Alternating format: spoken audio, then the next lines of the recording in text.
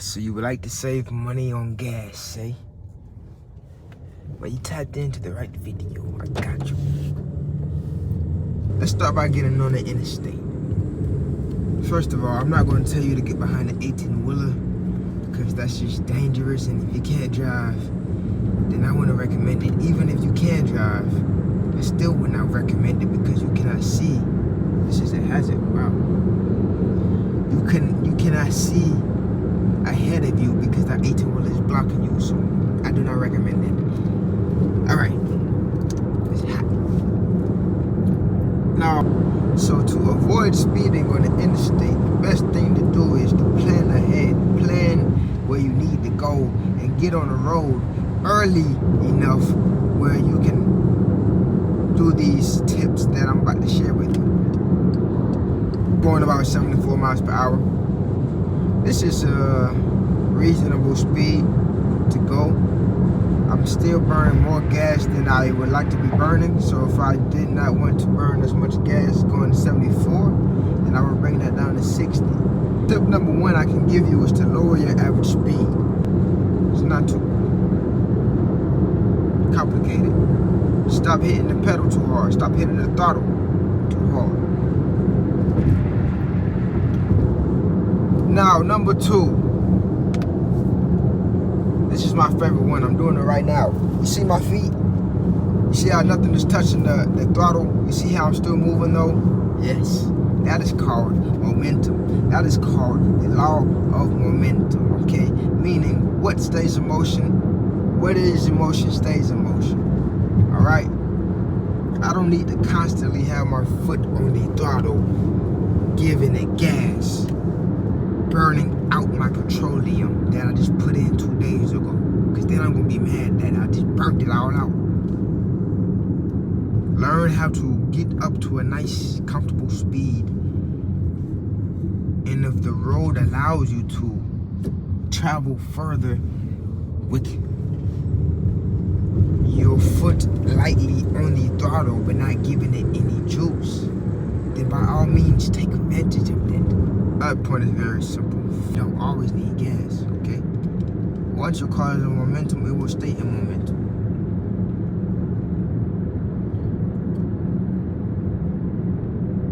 Since we're coming up on the red light and we're off the interstate, I can move on to these other points. So you see this red light here, you see the speed I'm going. I'm not going above any speed limit or speeding, approaching the red light. No, I'm cruising. I'm creeping up on the red light. You hear me?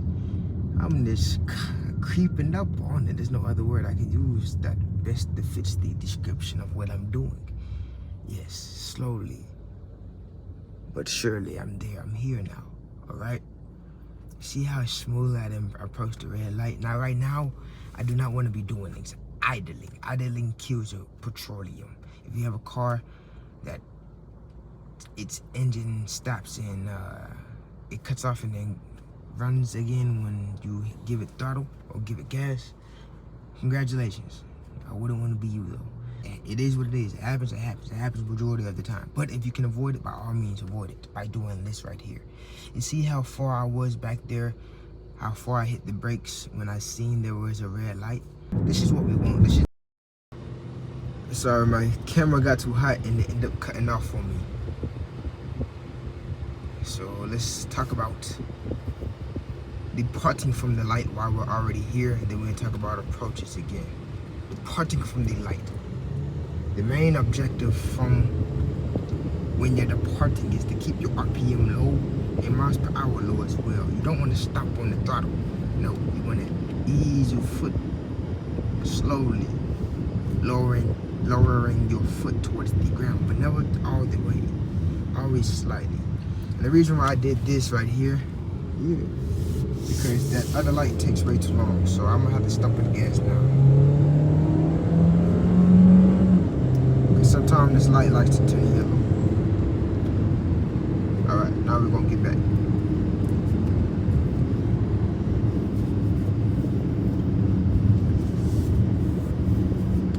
So it's fairly simple when you're leaving a light to conserve your petroleum.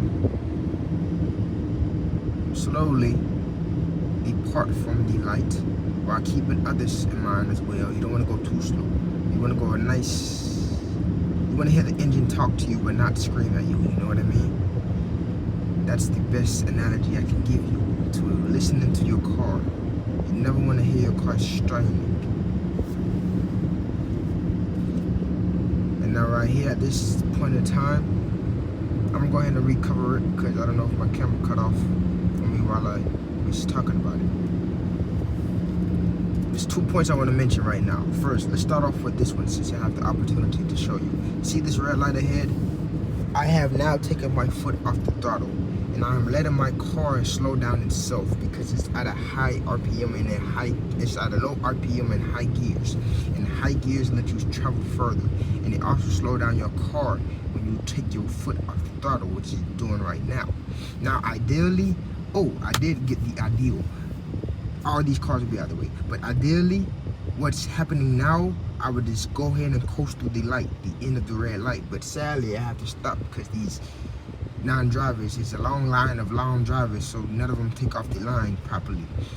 So which caused me to stop and idle. I don't like idling, and neither should you. Idling kills your petroleum. Just sitting in a car with the AC on in the hot sun or cold weather, wherever you're at, just sitting in your car kills the petroleum. But that was a perfect example. Taking your foot off the throttle ahead of time when you see that red light, when you're approaching the red light, instead of waiting to the last minute to slam on your brakes, killing your car, killing your engine. And with taking your foot off the throttle, you're also not killing your brake padding.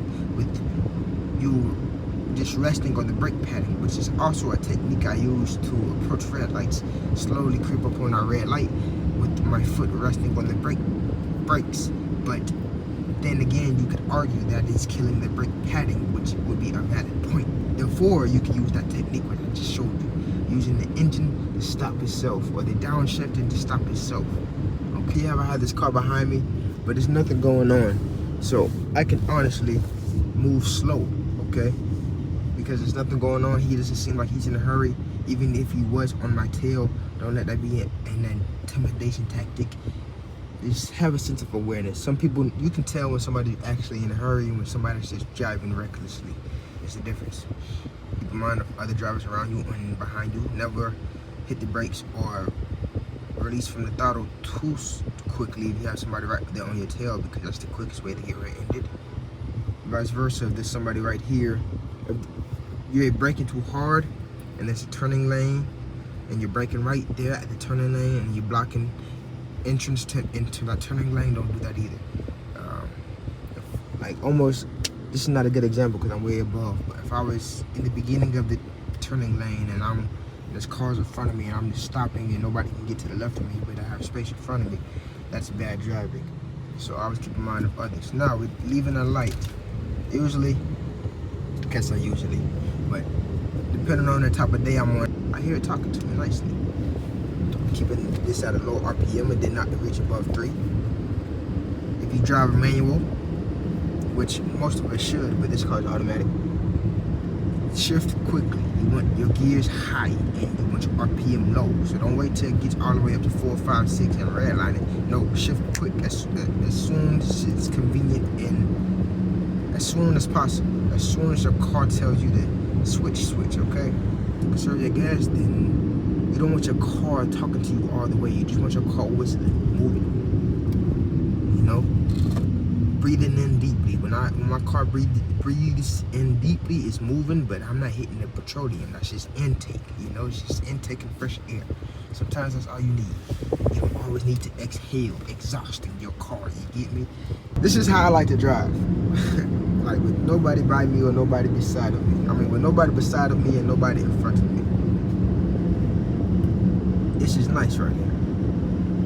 Hopefully I gave you enough information for you to take in and receive and use it and apply it to your own daily life. Hopefully, I hope some of you have saved your money, saved your petroleum, and become a better, more efficient driver. The point, so I'll make sure I covered everything. When you're approaching the light, you can do 2 things. take your foot off the throttle and let your car, if it's in high gears, let your car downshift itself.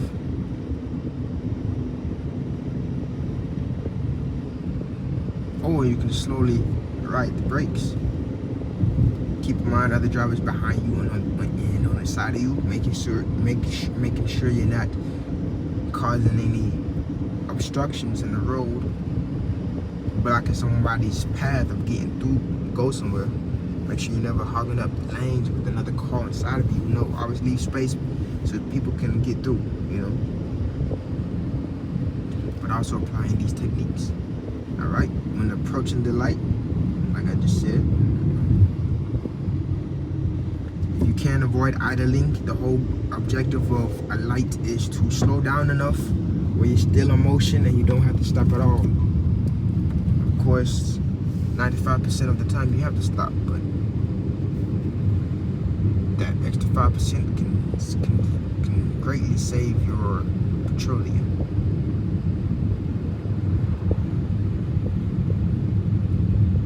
When taking off from a light, no need too fast and furious from the light.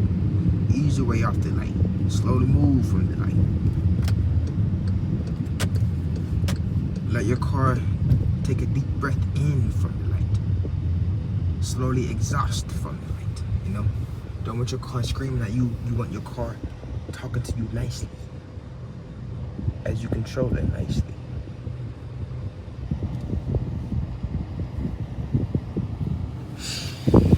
When driving on the interstate or driving on a long road with no lights, keep a nice average speed, because the greater the speed, the more resistance you have.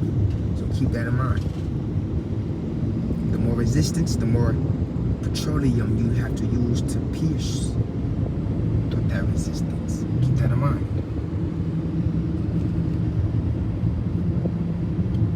Anytime you can, take your foot off the throttle. Let your car breathe.